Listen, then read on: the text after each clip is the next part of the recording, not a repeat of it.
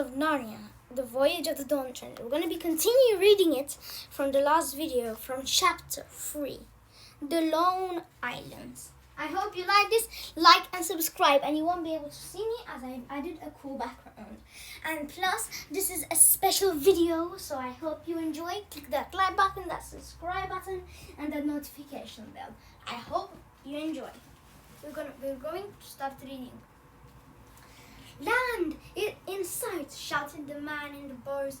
Lucy, who had been talking to hints on the poop, came pattering down the ladder and raced forward. As she went, she joined by Edmund, and they found Caspian, Drin and Richie Peep already on the forecastle. It was a coldish morning, the sky very pale and the sea very dark, blue with little white capes of foam, and there, a little way off on the starboard bow, was the nearest of the lone off.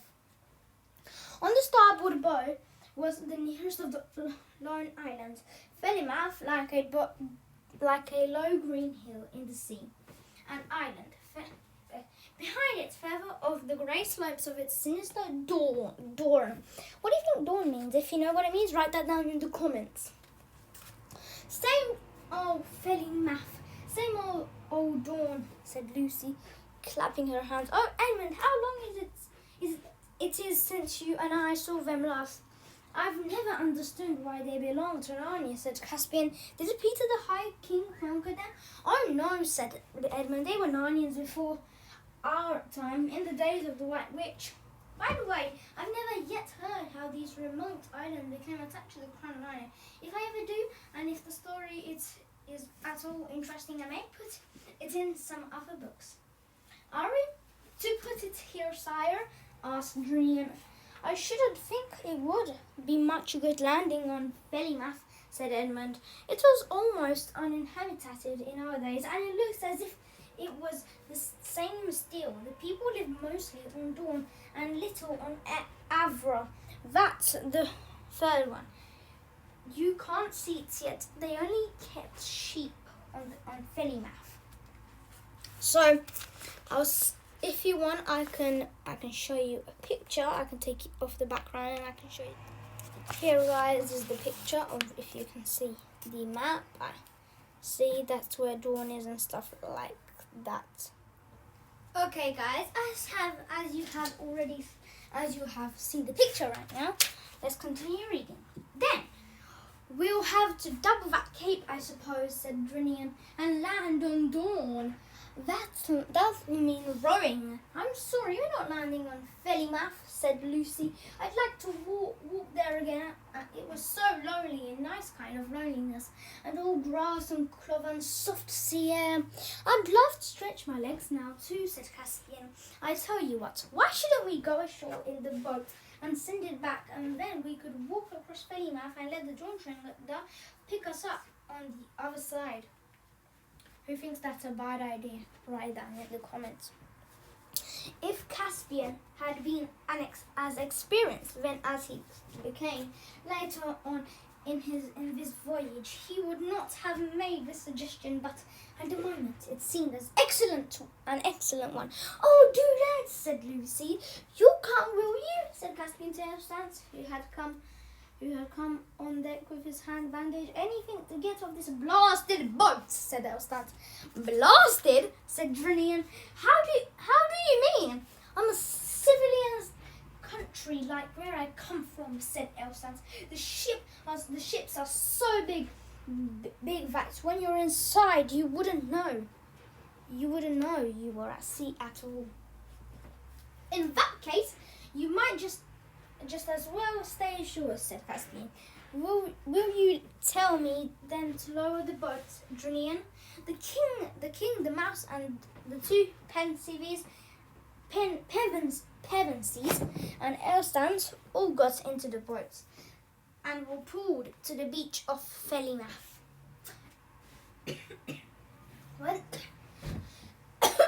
Sorry, guys. When the boat had left them and was being rowed back, they all turned and looked round. They were surprised at how small the Dawn Treader looked. Lucy was, of course, barefooted, having kicked off her shoes while swimming. But that is not hardship if one is going to walk on thorny turf. It was delightful to be sure again, and to smell the earth and grass, even if at first the ground seemed to be pitching up and down like a ship, as it usually does for a while if one had been at sea. It was much warmer here when it had been on board, and Lucy found the sand pleasant to her feet as they crossed it. There was a lark singing. They struck inland and up a fairly steep, though low hill. At the top, of course, they looked back, and there was the dawn trender shining like a great bright insect, and crawling slowly northwestwards with her wars. And then they went over the ridge and could see her no longer. Dawn now lay before them, dived from Fellimouth by a channel about a mile wide. Behind it and to the left lay Avra, the little white town of Narrow Wahave on Dawn was easily seen. Hello, what's this? Said Edmund suddenly. It's the green valley to which they were descending. 6 or 7 raw-looking men, all alarmed, were sitting by a tree. Don't tell me who we are, said Caspian. And pray, your majesty, why not, said Rich Peep, who had consented to ride on Lucy's shoulder. It just occurred to me, replied Caspian, that no one here can have heard from Narnia for a long time. It's just possible they may not still acknowledge our overlordship, in which case it might not be quite safe to know as the king. We have our swords, sire, said Rich Peep. Yes, Reap, I know we have, said Caspian, but if it is a question of reconquering the free lands, I'd prefer to come back with a rather larger army. By this time they were quite close to the strangers, one of whom, a big black-haired fellow, shouted, "A good morning to you, and a good morning to you," said Caspian. "Is there still a governor on the Lone Islands?" "To be sure there is," said the man, "Governor Gumpas. His associate is at Narrow Wahave, but you'll stay and drink with us." Caspian thanked him, though neither he nor the others much liked the look of their new acquaintance, and all of them sat down, but hardly had they raised their cups to their lips when the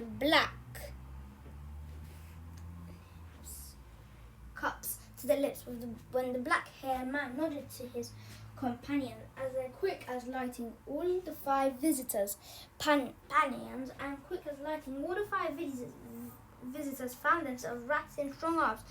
There was a moment's struggle, but all the adventurers were on upper hand, and soon everyone was disarmed and had their hands tied behind their backs, except Rich People, writhing in the captor's grip and biting furiously. "Careful that beast, Tack," said the leader. "Don't damage him. He'll fetch the best prize of the lot, I shouldn't wonder." Coward, poltroon," screeched Rich Pig. "Give me my sword and free my paws if you dare." "Whew," whistled the slave merchant, for that is what he was. "It can talk. Well, I never did. Blowed if I take less than 200 crescents for him. The Caloran crescents, which is the chief coin in those parts, is worth about third of a pound. So now, if you know they've been captured by the slaves, this is super bad, guys, ain't it? So that's what you are, said Caspian, a kidnapper and slaver. I hope you're proud of it. No, now, said the slaver. Now, said the slaver. Don't you start any jaw. The easier you take it, the pleasanter all round. See, I don't do this for fun. I've got living to make same as anyone else. Where will you take us? Getting the word out with some difficulty. "Off to Norham," said the slave, "for market today tomorrow." "Is there a British consul there?" asked Elstance. "Is there a witch?" said the man. But before Elstance was tired of trying to explain, the slavery simply said, "Well, I've had enough of this jabber. The mouse is a fair treat, but this one will talk the hind leg of a donkey. Off we go, mate." Then the 4 human prisoners were roped together, not cruelly but securely, and made to march down the shore. Where each people's carried, he had stopped biting on a threat of having his mouth tied up.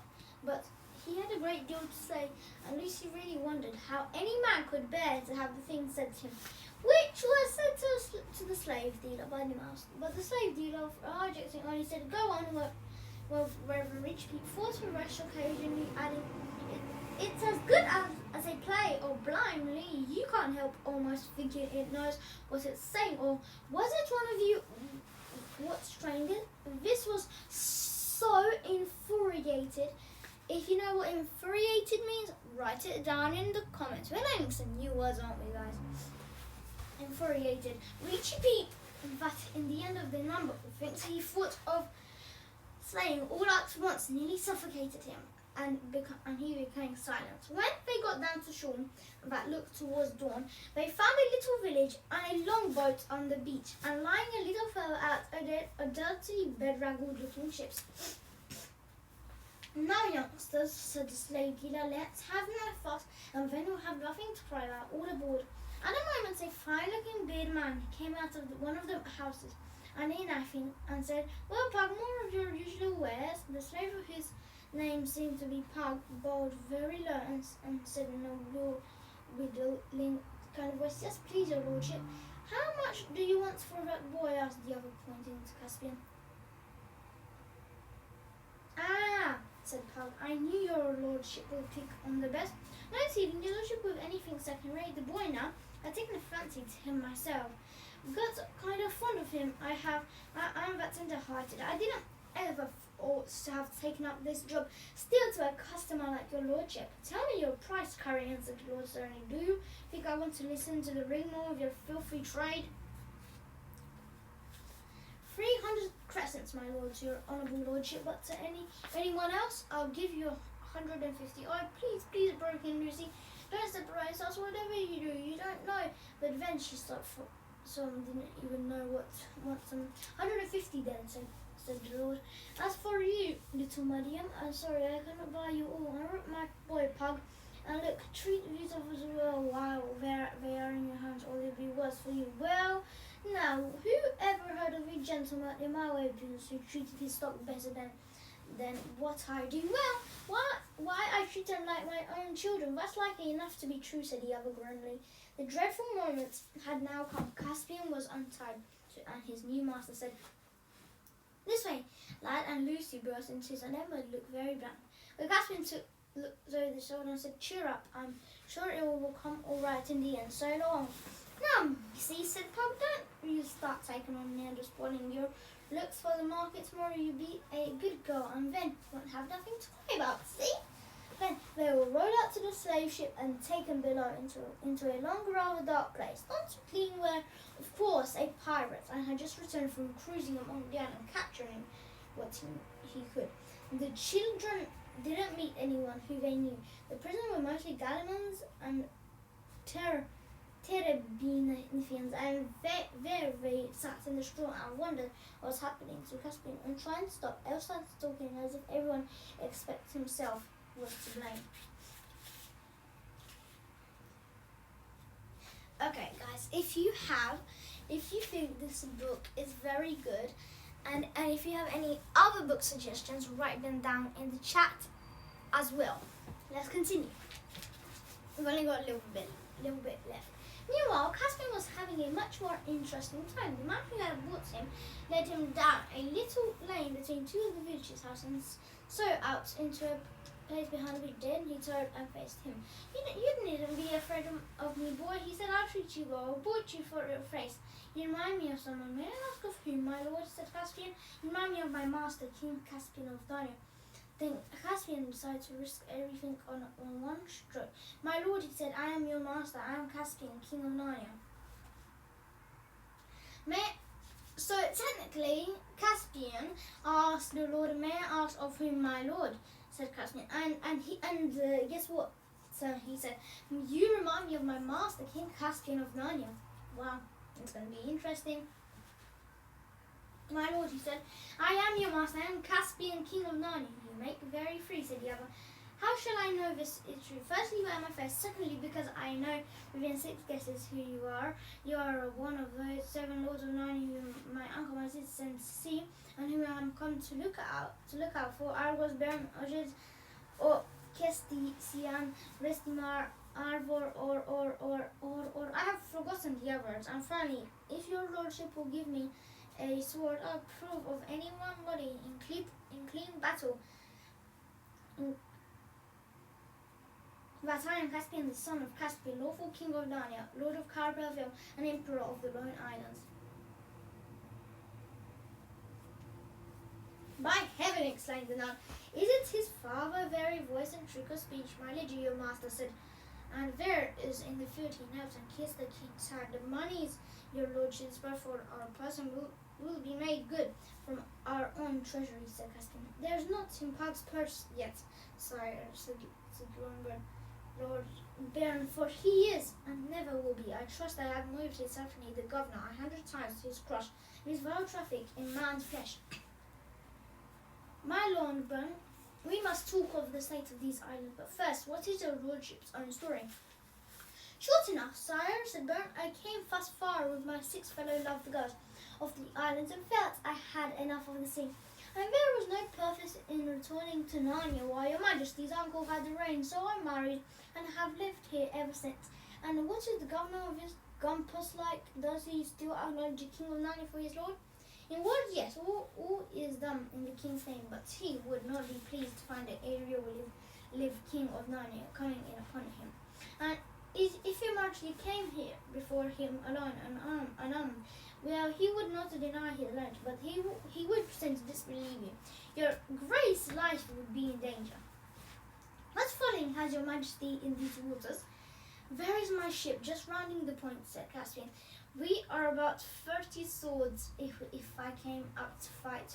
And shall ye not have my ship in and fall upon Pug and free my friends whom he holds captive? Not by my counsel, said Bernard.